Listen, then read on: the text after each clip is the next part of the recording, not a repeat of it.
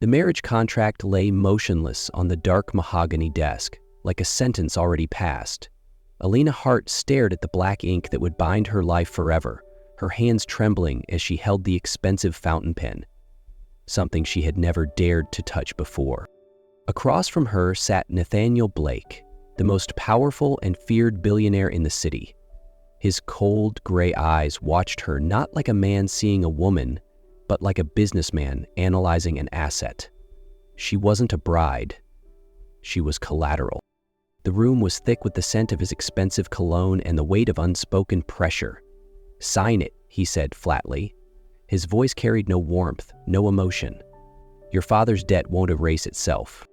Just 3 months ago, Elena had been a normal accounting assistant, working at a small firm and scraping together every cent to buy her mother's medication.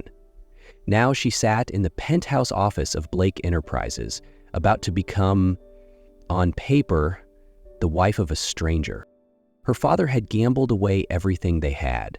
Their tiny home, the family-owned restaurant passed down for generations, even the future of her younger brother Dylan, who now risked dropping out of college.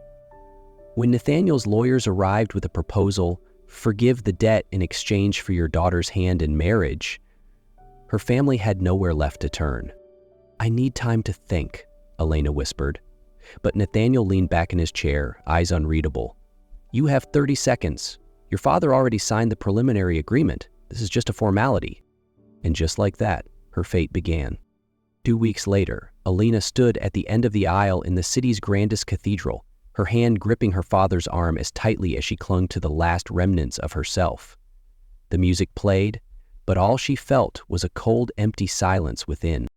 The custom-made gown clung to her body like it was woven from silk and steel. It was stunning, flawless, but to Elena, it felt like a beautiful prison. Every step toward the altar was a farewell to the life she once knew, a burial of the girl she used to be. On her side of the aisle sat only her mother, still frail, seated in a wheelchair, her brother Dylan, and a few close friends. The rest of the church was filled with strangers, business partners, associates, the press, all there for Nathaniel Blake, none for her. He stood at the altar in a perfectly tailored black tuxedo, face unreadable. He didn't smile when he saw her. He didn't move a single muscle. Elena felt like she was walking into a boardroom, not a wedding. The vows began. Elena repeated the words like a machine. "I do." No emotion, no hope, just surrender. The kiss came, a brief, impersonal brush of lips that felt more like a seal on a document than a gesture of affection. Applause echoed through the cathedral. The ceremony was complete. She was now Elena Blake, wife to a man who didn't love her and maybe never would. Nathaniel Blake's estate sat on 5 sprawling acres in the wealthiest suburb of the city. The iron gates parted to reveal a world so luxurious it felt suffocating, and Elena had just been swallowed by it, though she didn't belong. The house was perfection made real. Marble floors, crystal chandeliers, priceless artwork adorning the walls. Every room looked like it had been curated for a catalog, not for actual living. Elena stepped inside with her small suitcase, greeted by an older housekeeper with a polite, "Welcome home, Mrs. Blake." But home, to Elena, was just a word on paper. Nathaniel didn't show her around, no gestures, no warmth. He simply said, "Your room is on the 2nd floor. We won't be sharing. This is a business arrangement, remember?" Then he turned away, as if she were a temporary guest.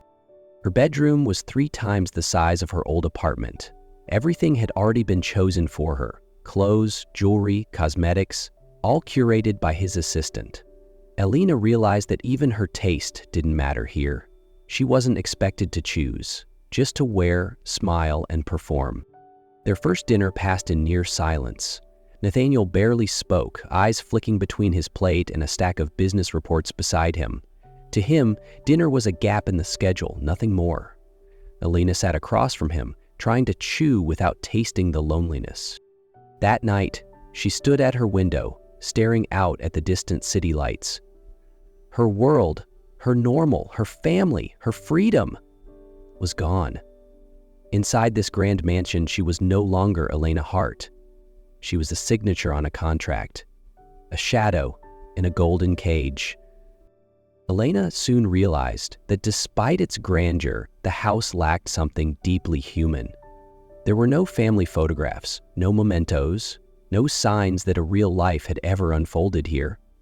Everything was so pristine, it felt sterile. On long, quiet afternoons, she wandered the hallways, exploring room after room in silence. At the far end of the second floor, she found a door that was always locked.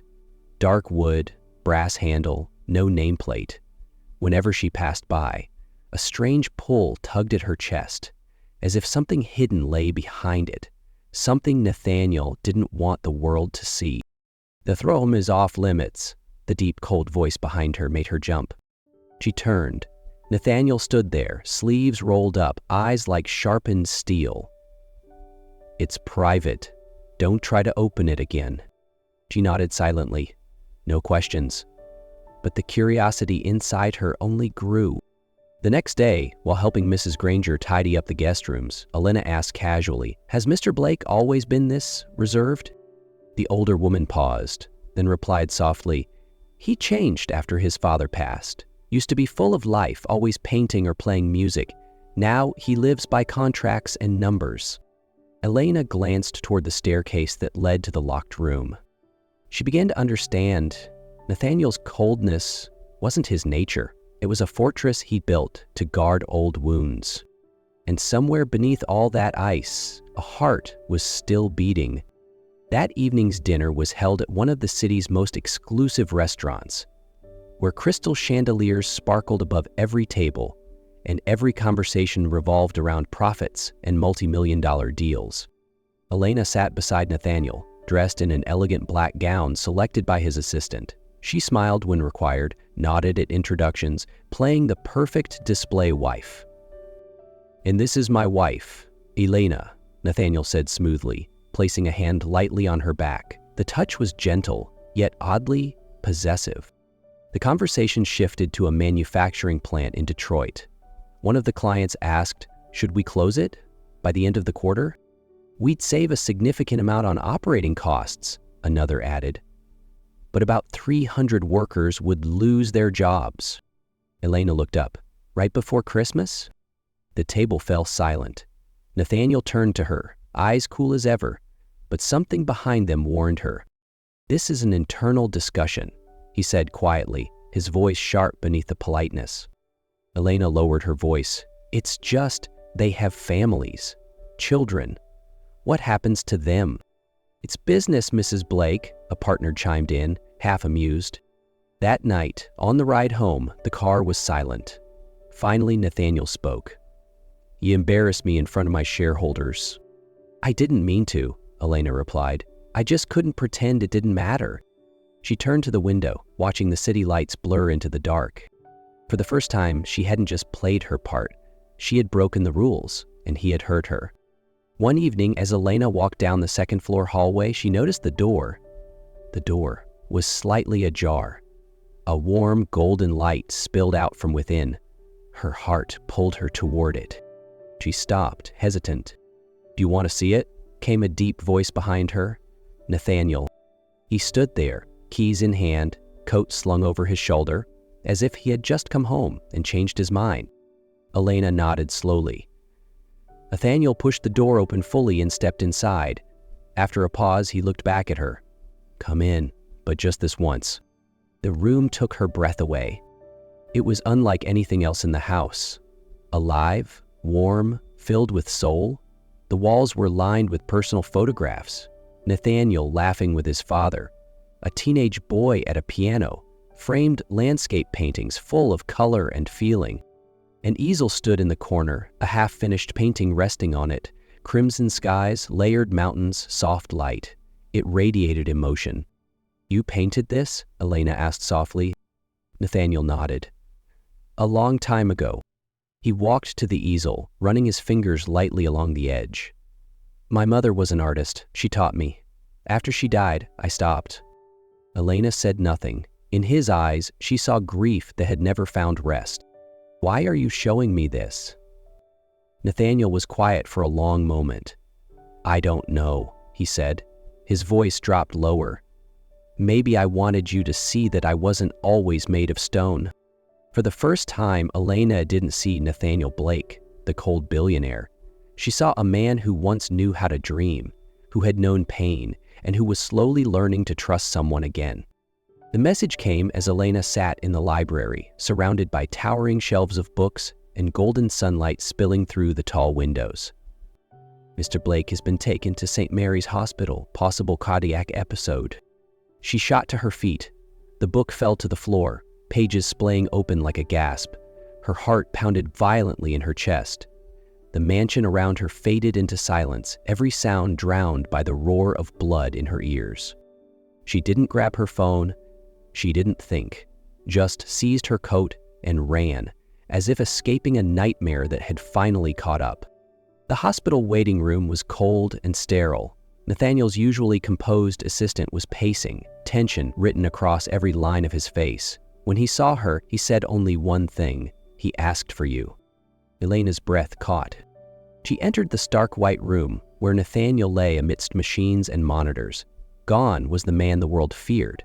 No tailored suit, no razor-sharp stare, just a man, pale, cracked lips, and eyes filled, not with power, but fear.